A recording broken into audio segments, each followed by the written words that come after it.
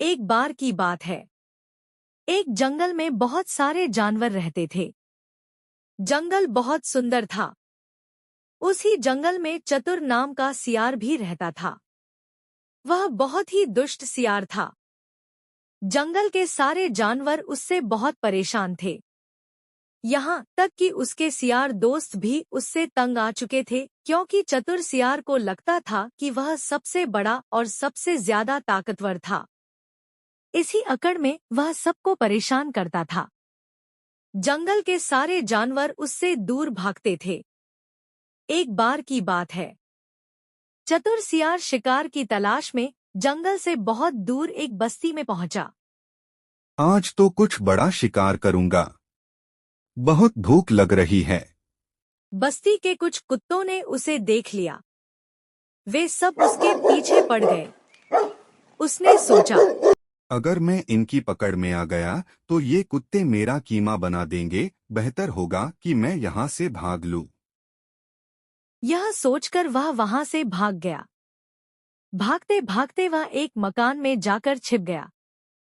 उसने सोचा, यहाँ छिप जाता हूँ। यहाँ वो कुत्ते मुझे नहीं पकड़ पाएंगे। जिस मकान में सियार छिपा था वह एक धोबी का मकान था।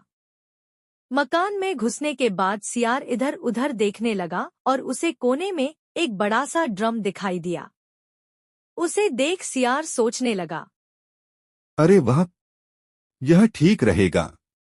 इस ड्रम में छिप जाता हूँ। वे कुत्ते मुझे कभी नहीं ढूंढ पाएंगे। यह सोचकर वह तुरंत से जाकर उस बड़े ड्रम में कूदकर छिप गया। पूरी रात वह उस ड्रम में छुपा रहा। कुत्ते उसे नहीं ढूंढ पाए। जब उसे लगा कि खतरा टल गया तब चतुर सियार ड्रम से बाहर कूद गया। लेकिन जैसे ही वह ड्रम से बाहर कूदा तो उसने खुद को देखा और बोला, अरे, मैं नीला कैसे हो गया? इस रंग को कैसे निकालूं? यह तो छूट ही नहीं रहा है। काफी देर रंग निकालने की कोशिश करने के बाद उसने सोचा, एक काम करता हूँ, पहले अपने जंगल पहुँच जाता हूँ, उसके बाद इस रंग का भी कुछ जुगाड़ कर लूंगा। यह कहकर वह सीधा अपने जंगल की ओर निकल पड़ा। चलते चलते उसने देखा कि जो भी जानवर उसे देख रहे थे वे सब उससे डर रहे थे। यह क्या चक्कर है? ये सब जानवर मुझसे डर क्यों रहे हैं? अच्छा, यह जरूर नीले रंग का असर है।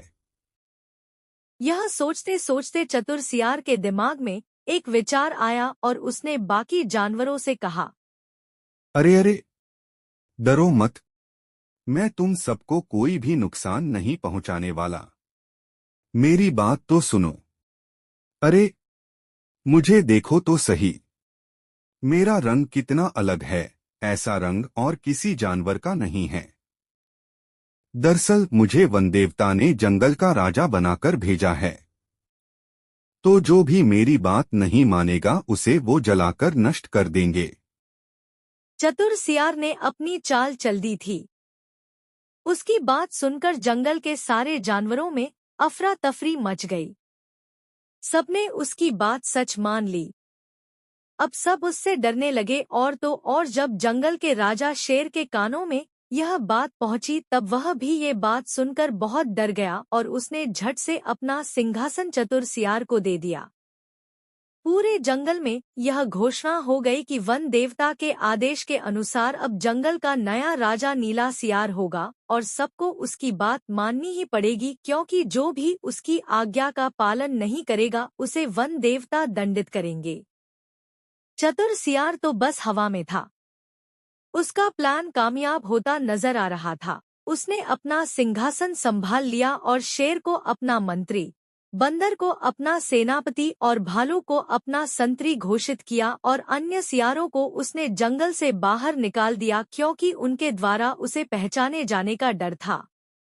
नीला सियार जंगल का नया राजा बनकर खूब ऐश काट रहा था। सब उसकी सेवा करते थे। जो भी वह चाहता था वही होता था। कुछ दिन ऐसे ही बीत गए। एक दिन चतुर सियार खा पी कर मस्त होकर अपने सिंहासन पर आराम कर रहा था। बाहर रोशनी देखकर वह बाहर निकल आया। चांदनी रात थी और दो सियारों की जोड़ी जोर जोर से चिल्ला रही थी। चतुर सियार से उसका नियंत्रण काबू में नहीं हुआ। आखिर था तो वह सियार ही। वह भूल गया कि वह राजा बना हुआ था और गलती से वह दूसरे सियारों के साथ गाने लग गया। जैसे ही सियार ने आवाज निकाली वैसे ही उसकी सच्चाई जंगल के सारे जानवरों के सामने आ गई। उनको सियार की सच्चाई पता चलते ही बड़ा गुस्सा आया और सब उसे पीटने के लिए उसके पीछे पड़ गए। वह समझ गया कि अब उसकी पिटाई होने वाली है। उसने भागने के बारे में जैसे ही सोचा वैसे ही शेर और चीतों ने उसको मार दिया। तो बच्चों, इस कहानी से हमें क्या शिक्षा मिलती है? जैसी करनी वैसी भरनी। यदि आपको हमारे वीडियोस पसंद आते हैं तो उन्हें लाइक और चैनल को सब्सक्राइब कीजिए। धन्यवाद।